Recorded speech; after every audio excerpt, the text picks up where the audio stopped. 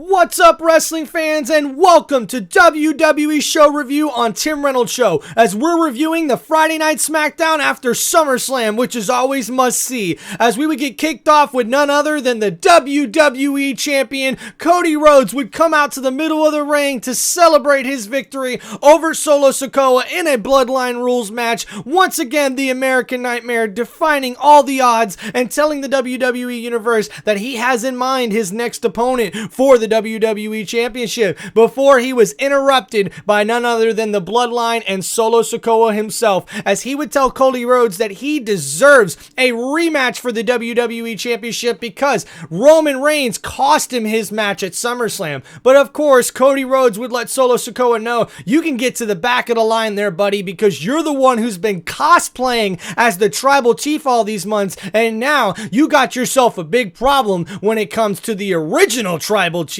And of course, Solo Sikoa would try to come to the middle of the ring to take out the American Nightmare, but we would see Cody Rhodes has got backup, as Kevin Owens would come out to the middle of the ring with a couple of steel chairs to even up the odds before the Bloodline would back off, and Solo Sikoa would say that he's looking to take out Roman Reigns and find him later on in the evening. But before Cody Rhodes and Kevin Owens would leave the ring, we would see Cody Rhodes tell Kevin Owens that he deserves a title shot at the undisputed WWE Championship. But of course, Kevin Owens would turn down the offer because he does not believe that he has earned that particular title shot. And we would see later on in the show, backstage, General Manager Nick Aldis having a conversation with the American Nightmare and KO himself, trying to get this sorted out, where we would see Kevin Owens telling General Manager Nick Aldis that he does not deserve this title shot. Cody telling Nick Aldis that yes, he does. But Nick Aldis would tell the guys that, hey, he actually has a meeting planned on later in the night with Roman Reigns about a possible championship opportunity. But of course, Kevin Owens did not agree with this, saying you need to go in that locker room and just literally pick from all the people who have been here and have worked hard and have earned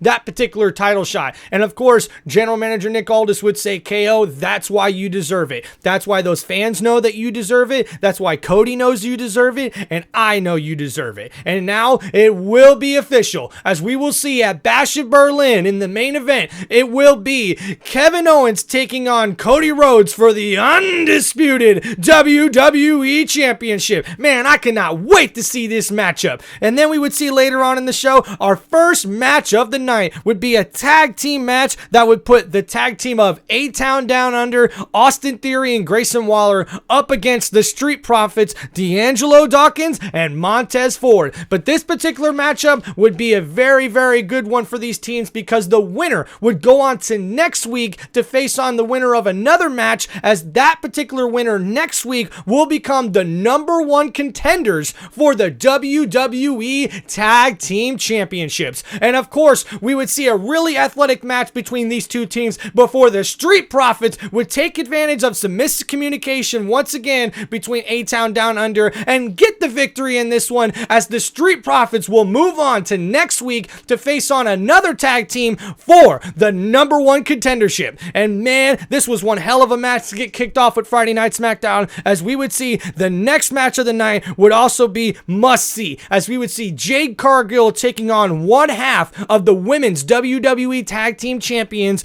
Abel Fry and Israel Dawn would come out to the ring, and of course, Israel Dawn would try to get involved in the matchup, but that would not help out, as Jade Cargill would take care of business against Alba Fry and get the victory in this one. But Blair Davenport would show up once again, interfering and jumping Jade Cargill, with Bianca Belair getting into the ring to try to help out her friend before the numbers game would get caught up with both of the ladies, before Naomi would come out into the middle of the ring to help even the odds and stick up for her girls, as we would see them go at it, beating each other up. And now we have to wait till next week to see how this trio of women will take on this other trio of women, as man, the WWE Women's Tag Team Division is heating up, man, on Friday Night SmackDown. Then we would see next up would be the United States Champion himself, the new United States Champion, LA Knight, yeah, would come out to the middle of the ring to celebrate his victory after winning his first title in the WWE in his career, as we would see him celebrate, but then shortly be interrupted by none other than Santos Escobar, who would come out with his team, Legado del Fantasma, and pretty much state,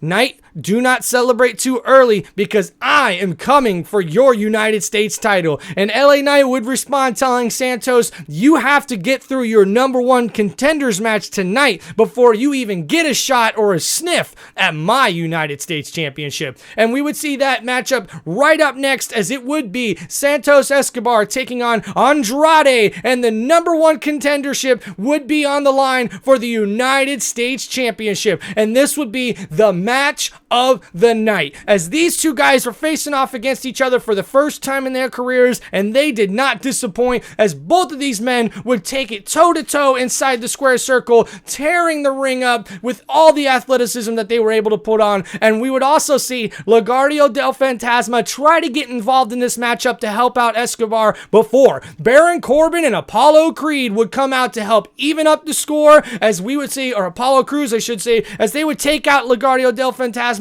before then we would see afterwards Carmelo Hayes get involved in this matchup and cost Andrade the match, as Santos Escobar gets the victory in this one. And now, he is your number one contender for the United States Championship. Man, one hell of a match these two put on. And we would see shortly up after that would be our main event of the evening, as we would see a tag team matchup that would put DIY, Johnny Gargano and Tamaulipas Ciampa up against the tag team of Pretty Deadly, who are looking to become number one contenders for the WWE Tag Team Champions, because whoever wins this match will face the Street Profits next week, and the number one contendership would be on the line in that matchup, as we would see DIY take care of Pretty Deadly pretty easily in this one, as they would get the victory. And now it will be next week, the Street Profits versus DIY for the number one contendership for the WWE Tag Team titles. And then we would see, guys, the thing, the main event, the show that we were all waiting for, man, as Solo Sikoa and the Bloodline would come out to the middle of the ring to call out Roman Reigns. And of course, Roman would answer the call, as the original tribal chief would come out to the ring and look to make a statement against the Bloodline and against this new so-called tribal chief, as Solo Sikoa would be looking like he is shaking in his boots, pissing his pants, before Roman Reigns would come into the ring face to face with Solo and take out the Bloodline, every single member, destroying them across the ring, putting them through tables, spearing them through barriers, with Solo Sikoa running like a chicken afterwards. Man, Roman Reigns makes such a big statement on this Friday Night SmackDown, as we are pumped up and cannot wait to see what happens next week on Friday Night SmackDown, as Roman Reigns makes the statement of a lifetime, as he is back and he is ready to take out this new so-called Bloodline. What's gonna happen, guys? How are we gonna see things handled in the future? But we now know we're gonna have a number one contenders tag team championship match next week